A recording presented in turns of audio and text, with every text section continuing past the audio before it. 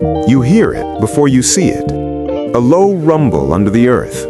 A flash across the sky moving faster than thought. Missiles cutting through clouds at impossible speed.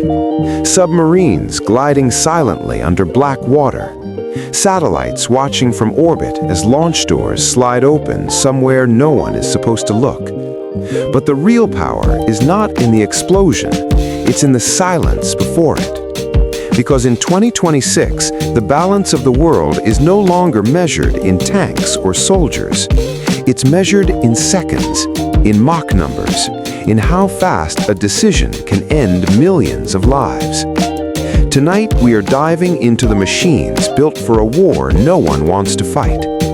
Hypersonic glide vehicles, intercontinental ballistic missiles, submarine-launched nuclear weapons. The systems designed not just to strike, but to make retaliation impossible. And it starts in Russia.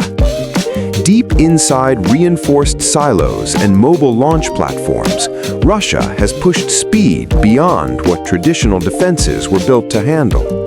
The RS-26 Rubezh, often linked with the newer Oreshnik concept, is designed for rapid deployment and unpredictable trajectories.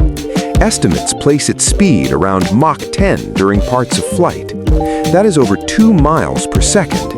At that velocity, detection and interception windows shrink dramatically. But speed alone is not the revolution. The real disruption is the avant-garde hypersonic glide vehicle. Unlike a traditional ballistic warhead that follows a predictable arc into space and back down, avant-garde separates after launch and then glides along the upper atmosphere at reported speeds reaching Mach 20 to Mach 27. It does not simply fall toward its target. It maneuvers, it shifts angle, it changes course mid-flight. Most missile defense systems are built to calculate a ballistic path. When that path starts bending and weaving at hypersonic speed, prediction models collapse. Interceptors struggle. Reaction time vanishes. This is physics weaponized. Now shift east. China has taken a different approach. Not just speed, not just maneuverability, but reach and scale. The DF-41 Dongfeng is believed to have a range of up to 15,000 kilometers. That means it can reach almost any point on Earth from mainland China. Deployed on mobile launchers, it can move by road, complicating satellite tracking and pre-strike targeting. But the true multiplier is MIRV technology. Multiple independently targetable re-entry vehicles. One missile, multiple warheads, each programmed for a separate destination. A single DF-41 is assessed to carry several nuclear warheads, potentially up to 10 depending on configuration. After boosting into space, the payload bus releases them one by one. Each warhead then re-enters on its own trajectory. From a defense perspective, that means one launch does not equal one incoming object. It can mean many.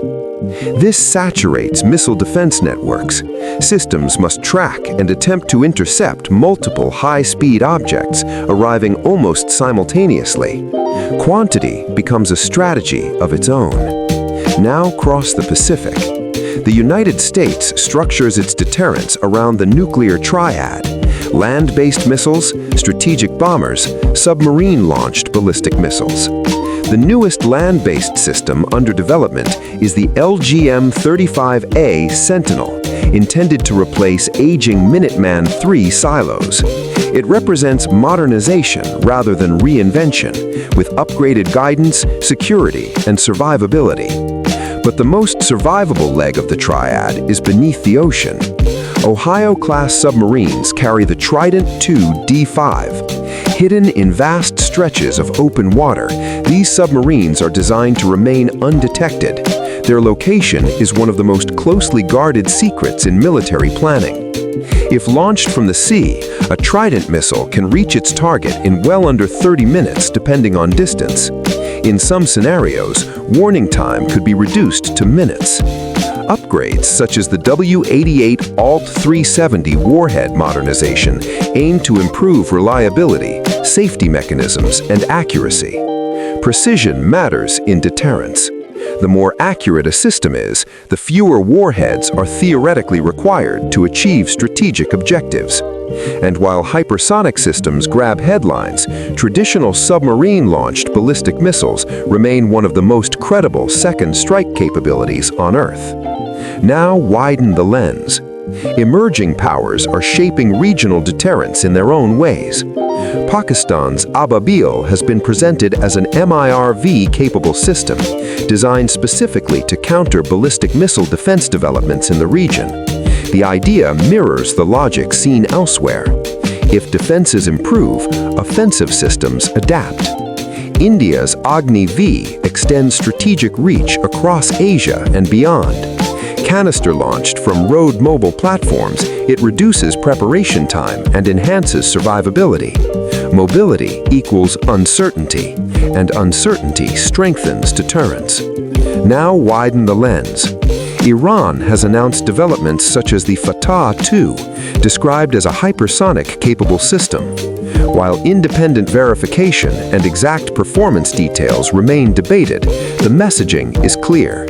Hypersonic branding itself signals intent to bypass layered air defense networks in the region. This is no longer a world of three nuclear superpowers alone. It is a multipolar environment where regional rivalries intersect with global strategy. And behind all of it lies a doctrine older than most of these missiles: mutually assured destruction. The logic is brutally simple. If any nuclear strike guarantees devastating retaliation, rational actors avoid initiating conflict. Stability emerges from fear. But technology is compressing timelines. Hypersonic glide vehicles reduce reaction windows. Advanced cyber capabilities threaten command networks. Artificial intelligence is being integrated into early warning systems to process data faster than humans can follow. When decisions must be made in minutes, sometimes seconds, the margin for error shrinks. A radar glitch, a satellite misread, a false alarm interpreted as a real launch. History has already shown close calls during the Cold War. The question now is whether faster systems increase pressure on leaders to decide before full verification. Deterrence depends on clarity and control. Speed introduces ambiguity. So, are these weapons making the world safer? Supporters argue that credible, modernized arsenals prevent miscalculation. If adversaries know defenses cannot stop certain systems, they are less likely to attempt a first strike. Strong deterrence maintains peace through balance. Critics argue the opposite, that every new breakthrough triggers a counter-breakthrough. Hypersonic versus interceptor, MIRV versus defense shield, stealth versus sensor network, an endless cycle where stability depends on perfection in machines and judgment. The sunrise over a missile field looks peaceful. Steel doors close quietly over underground silos. Submarines disappear beneath calm waves. Most days, nothing happens. And that is the point. These systems are built never to be used. Their success is measured in wars that do not start. But they are real. They are deployed, and they are evolving faster than ever.